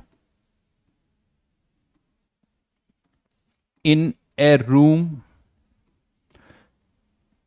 of size. थोड़ी कैलकुलेशन आसान करने के लिए मैं डेटा को बदल रहा हूं, मान लो उसकी लेंथ है 8.21 metre into 10 metre into height उसकी है 3 मीटर, ताकि आपकी कैलकुलेशन आसान हो जाए, इसलिए मैंने डेटा इस तरह से लिया है। In a find mass of oxygen present in a room of size at 300 kelvin and 0.2 atmosphere. Normally इसी के आसपास प्रेशर होता है 0.2 एटमॉस्फेयर। तो अब आपको यहां पर पहले ऑक्सीजन के मोल्स निकालने पड़ेंगे और फिर उससे मास निकालना पड़ेगा। बताइए कितना आंसर आएगा। ओ, अब बताइए कितना आंसर आएगा, वो आपको बताना है। जल्दी से लिखिए, ऑक्सीजन का मास निकालना है आपको।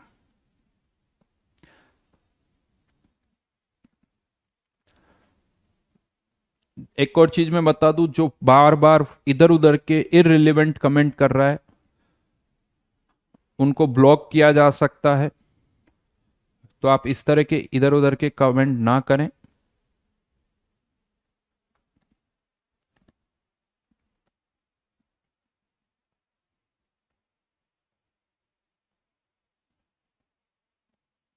रोहित, ब्लॉक होना है मुझे लगता है तुम्हें। काम करते हैं आईआईटी बॉम्बे में ही जाके ब्लॉक कर देते तुम्हें, ठीक है, वहीं पर।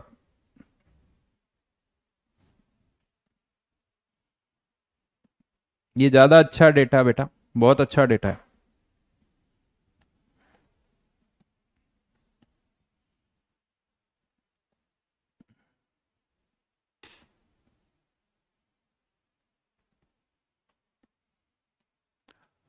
चलो चलो, बहुत बेसिक क्वेश्चन है। वैसे तो ये रूम बहुत बड़ा हो गया, अच्छा खासा बड़ी साइज, यानी रूम नहीं आप हॉल कह सकते हो इसको, क्योंकि इसकी साइज बहुत बड़ी है। कैलकुलेशन आसान करने के लिए, यानी ये तो एक रूम नहीं हॉल है, बड़ा सा कह सकते हो आप, क्लासरूम टाइप सा। इसकी 30 बाई 30 के आसपास हो गया।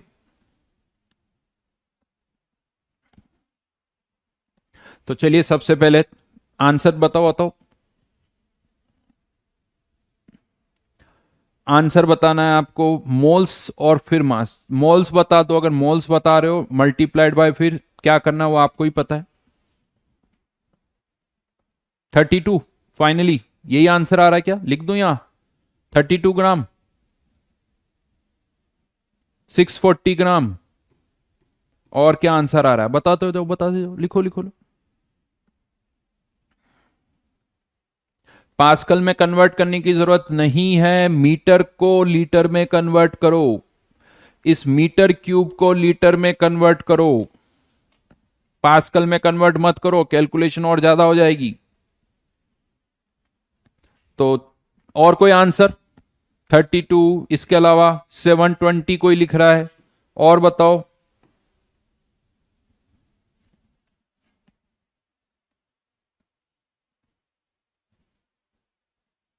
चलो अब मैं करता हूं। तो पहले तो वॉल्यूम ऑफ रूम निकाल लेते हैं।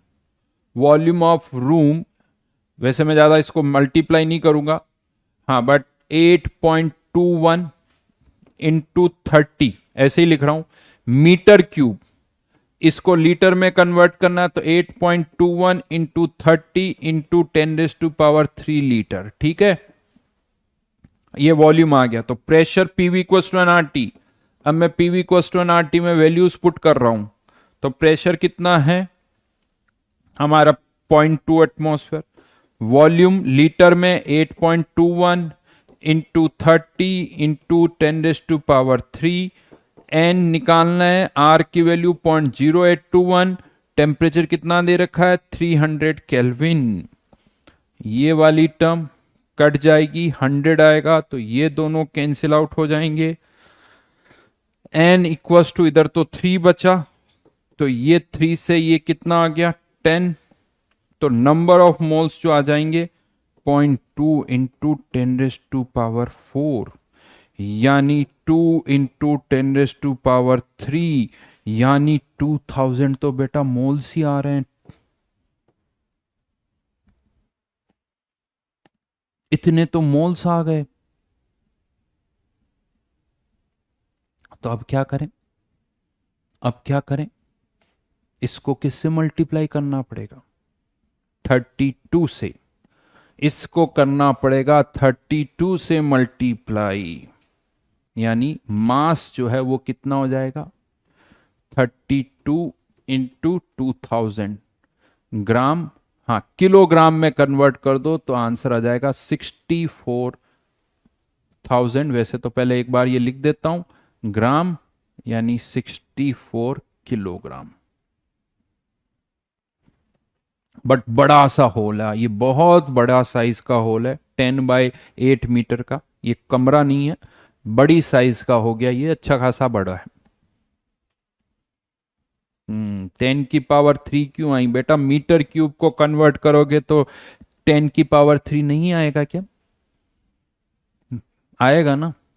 आप सोचो, एक बड़े से इतनी ऑक्सीजन, ऑक्सीजन का मास आपने निकाल लिया, नाइट्रोजन का भी निकाल सकते हो, इसी तरह से किया जाता है।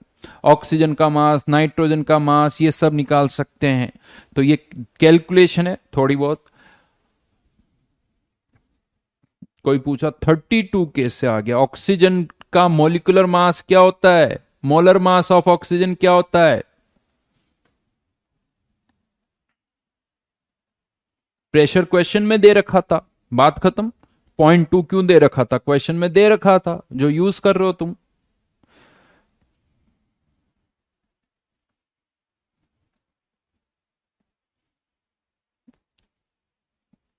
देखो बेटा, यूनिट्स किसको किस में कन्वर्ट करना है, किसी भी यूनिट में कन्वर्जन करो, अल्टीमेटली आंसर ये आना चाहिए। अल्टीमेटली आंसर ये आएगा। किसी, अगर आप एटमॉस्फेयर को पास्कल में करोगे, कैलकुलेशन अलग होगी, बट आंसर तो यही आएगा। आंसर यही आएगा, चाहे जिस यूनिट में कन्वर्ट करो, कोई प्रॉब्लम नहीं है। तो मोल्स कितने हो गए? 2000। मास कितना हो गया? 64 किलोग्राम। ठीक है, चलो जी, एक और क्वेश्चन देता हूं यहां पर।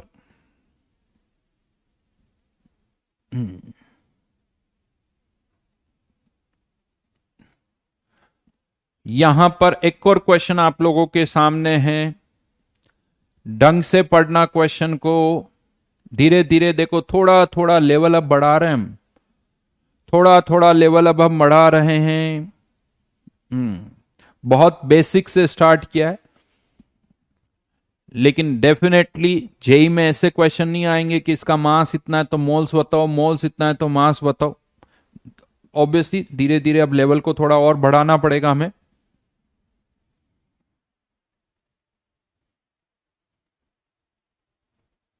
वंश होती तो इतनी ही है, ऑक्सीजन नियरली 20% ही होती है। सारी कैलकुलेशन सही है बेटा, वापस से करो, सब सही करो।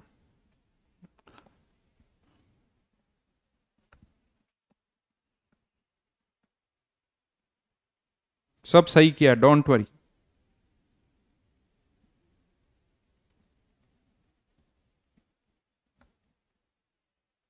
10⁴, अरे क्या करते हो? ये एन इधर लिखा हुआ है, 10⁴ इधर है, तो 10⁴ ही रहेगा ना। एन को इधर लिख दिया, इसको इधर लिख दिया, तो माइनस हो जाएगा। मत करो बेटा ऐसा।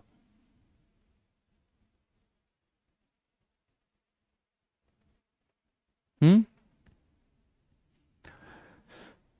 हाँ, मत करो ऐसी ऐसी बातें मत करो, अच्छा नहीं लगता सुन के। आप 11th क्लास में आने वाले हो, आ चुके हो, आने वाले क्या हो, या आने वाले हो ये भी कह सकता हूँ, रिजल्ट अभी आएगा बट। हम्म। कन्वर्जन देखो आराम से, बड़ा सिंपल सा ही है। रोहित कैलकुलेशन गलत हो रही तो क्या करें बताओ? कैलकुलेशन में कुछ नया तो है नहीं है। चलिए इस क्वेश्चन को करते हैं। बताओ देखे इसका आंसर क्या आएगा।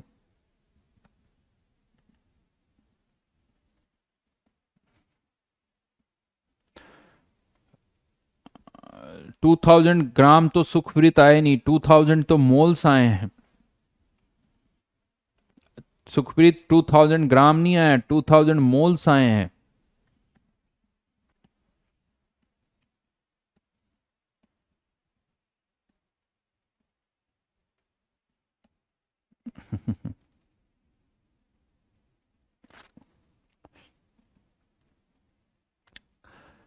कैलकुलेशन करना बेटा आराम से, कैलकुलेशन में प्रॉब्लम नहीं, मेन चीज है यूनिट्स प्रॉपर होनी चाहिए। और ये जो की मैंने वो सही है, तुम वापस ढंग से करके देखना। अब जो क्वेश्चन पूछा उस पर आ जाओ।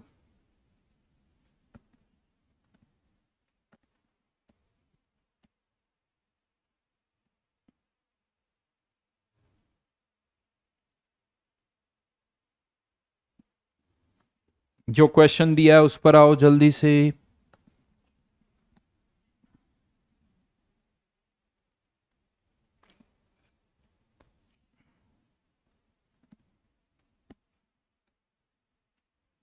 बताओ, ध्यान रखना एटॉमिक वेट पूछा है।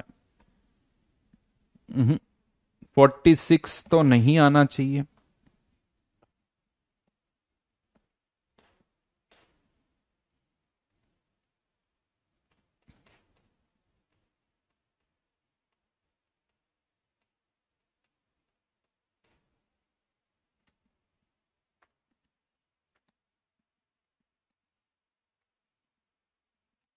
यहां पर कैलकुलेशन थोड़ी सी आसान हो सकती थी, लेकिन ध्यान रखना टेम्परेचर 0 डिग्री है, प्रेशर कितना है 2 एटमॉस्फेयर। चलो अब मैं बताता हूं कैसे करेंगे इस क्वेश्चन को। तो PV equals to NRT, NRT है ना। मोल्स कैसे निकालते हैं? मोल्स का फॉर्मूला क्या होता है? Number of moles. Number of moles कैसे निकालते हो आप? Mass divided by molar mass, हाँ या ना। इसको मैं ऐसे लिख सकता हूं, मास को जनरली हम W से लिखते हैं, तो W divided by molar mass को हम कैसे लिखते हैं? M से। और ये क्या हो जाएगा? Number of moles. यानी मास पता है, मोल्स निकालने हैं, तो mass divided by molar mass. तो यहां पर अब मैं इस नंबर ऑफ मोल्स की जगह और क्या लिख सकता हूं? Mass divided by molar mass. Mass divided by molar mass. इस क्वेश्चन में हमें प्रेशर दे रखा है, वॉल्यूम दे रखा है, मास दे रखा है, आर पता है, टी पता है, तो मोलर मास निकालना है। लेकिन ये मोलर मास आएगा किसका? डायटोमिक गैस का। किसका आएगा? डायटोमिक। डायटोमिक का मतलब पता है? डायटोमिक मतलब O2, N2, H2। एक मॉलिक्यूल में 2 एटम है, इसीलिए डायटोमिक। ट्राइएटोमिक मतलब एक मॉलिक्यूल में 3 एटम है, तो मोनोएटोमिक, डायटोमिक, ट्राइएटोमिक, ऐसे वर्ड यूज होते हैं। तो अब यहां पर प्रेशर कितना है? 2 एटमॉस्फेयर। वॉल्यूम किस में है? ml में। तो किस में कन्वर्ट करना पड़ेगा? लीटर में। तो ml को लीटर में कन्वर्ट करना है। मैं यूनिट भी लिख देता हूं यहां पर, नहीं ये तो एटमॉस्फेयर में, ये अब किस में आ गया? लीटर में। कितने ग्राम है? 1 ग्राम। मोलर मास निकालना है, आर की वैल्यू 0.0821 इंटू 273।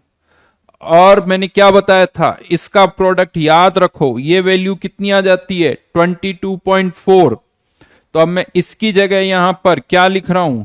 22.4।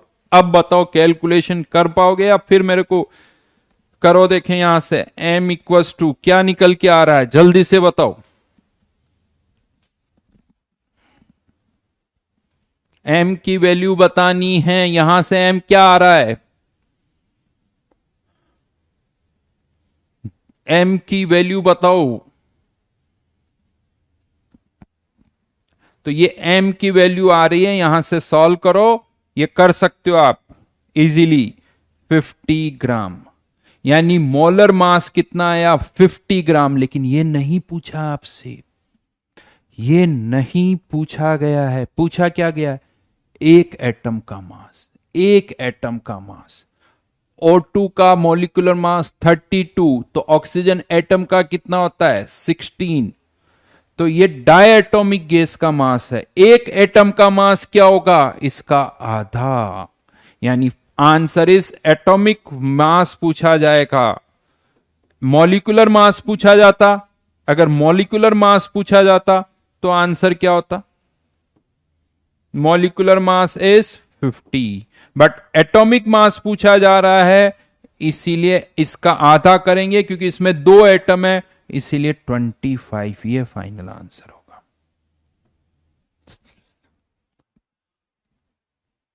ट्राई एटॉमिक होता तो 3 से डिवाइड करते। अगर मान लो लिखा होता ट्राई एटॉमिक गैस तो 50/3 आंसर होता। टेट्रा एटॉमिक लिखा होता तो 50/4 करते, और अगर मोनो एटॉमिक होता तो वही 50 आंसर ही हो जाता। तो ये यहां पर हमने लिखा है, राइट। चलिए, तो हाँ, तो कहां यूनिट लिखी मैंने कहां यूनिट लिखी? Molecular mass 50, atomic mass 25 answer है। हाँ, लेकिन सुनो सुनो, यहां एटॉमिक मास नहीं पूछा, वेट ऑफ वन एटम पूछा है। सॉरी, रुको रुको रुको, यहां क्या पूछा गया है? Weight of one atom.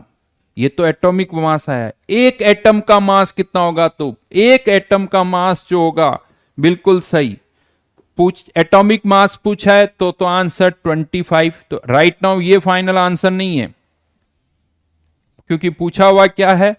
Wait of one atom. तो weight of one atom is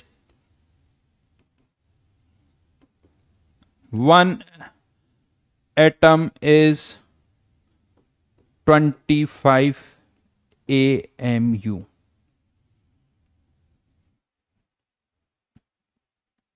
ठीक है, हाँ जी। तो चलिए, होमवर्क दे रहा हूं मैं आज की क्लास में यहीं तक। तो आपको फर्दर आगे और होमवर्क में दे रहा हूं। जो क्वेश्चन लास्ट क्लास में किए हैं उनको भी वापस से करो, लेक्चर को वापस से देखो। अगर कम समझ में आया तो फिर से उनको वापस से देखो। लास्ट क्लास में मैंने क्वेश्चन नंबर 10 तक दिया था, ठीक है। तो आज की क्लास में अब मैं दे रहा हूं, पहले तो S1 से दे रहा हूं। S1 में 5th तक हमने किया था। तो एक काम करते हैं, 6th से लेके 18 तक, और O1 में 10 तक तो कर लिए थे। तो यहां पर अब हम करेंगे 11 से लेके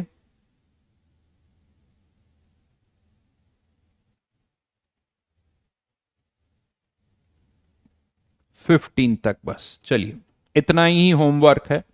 और जो बाकी के पुराने क्वेश्चंस हैं ये भी आप वापस करो। जो धीरे धीरे हुए हैं उनको बार बार करो, अपने आप स्पीड आएगी, अपने आप बातें समझ में आएगी। वापस से थोड़ा सा लेक्चर देख सकते हो। अगर कहीं किसी को लगता है ये नहीं समझ में आया तो प्रैक्टिस, हिट एंड ट्रायल करो। क्वेश्चन करते वक्त नहीं हो रहे हैं, फिर से थोड़ा लेक्चर देखो, फिर क्वेश्चन करो, फिर से लेक्चर देखो, फिर क्वेश्चन करो। इस तरह से धीरे धीरे धीरे बातें और आपको समझ में आती जाएगी।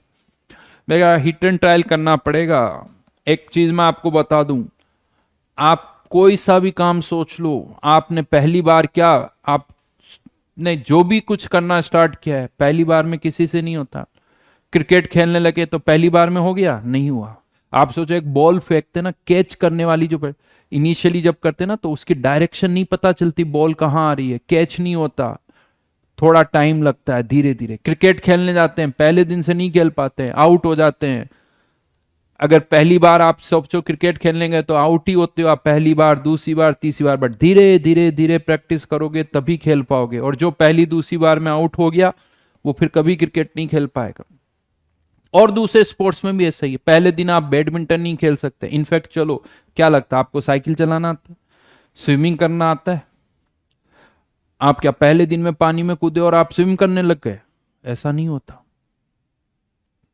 आपको थोड़े दिन प्रैक्टिस करनी पड़ती है, तब जाके आपको स्विमिंग आती। किसी को भी पहले बार में स्विमिंग नहीं आई है, थोड़ा ही टाइम लगता है। पानी में जाते हो, हाथ पैर मारते हो।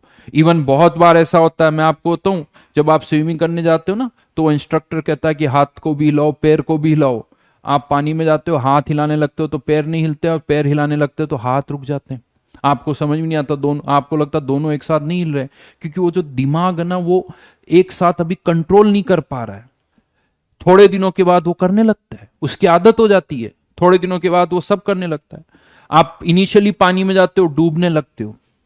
ऐसा क्या होता है साहब, 25 दिन के बाद आप पानी में नहीं डूबते, पानी में स्विम करने लगते हो। क्या हो गया आपकी बॉडी में? हल्की हो गई, आपका वेट कम हो गया। यानी पहले दिन आप पानी में कूदे थे तब शायद 60-70 किलोग्राम के थे, और 10-15 दिन के बाद आपका वेट 20-30 किलोग्राम हो गया। ऐसा तो नहीं हुआ फिर, क्योंकि आपने सीख लिया कि कैसे बॉडी को फ्लोट करवाना है। इसका कोई साइंस नहीं है, पानी में बैठे, यानी इसकी कोई ऐसा नहीं कि आपको कोई इंस्ट्रक्टर कह देगा। हाँ, थोड़ा आइडिया दिया जाता है कि देखो हाथ को ऐसे हिलाओ। जब आप करने लगते हो तो अपने आप होने लगता है। बिना पानी में उतरे कोई स्विमिंग नहीं सीखता, और ना पहले दिन कोई सीखता है, दूसरे दिन, तीसरे दिन, चौथे दिन। और हर काम, आप कोई सा भी काम हो, आपको क्या लगता है कि पहले दिन आप, जब आप बहुत छोटे थे तो एक ही बार में चलना सीख गए? पता नहीं, आपको नहीं पता, अपने मम्मी पापा को पूछना कितनी बार गिरे होंगे आप। उसमें महीनों लग जाते हैं। धीरे धीरे आप चलना, स्क्रॉल करना लगते हो आप, पहले स्क्रॉल करते करते फिर धीरे धीरे खड़ा हो, किसी का सहारा लेके खड़े होते हो। फिर जब आप थोड़ा चलने लगते हो तो कभी 1 कदम पे गिर जाते हो, कभी 2 कदम पे गिर जाते हो, कभी 3 कदम पे गिर जाते हो।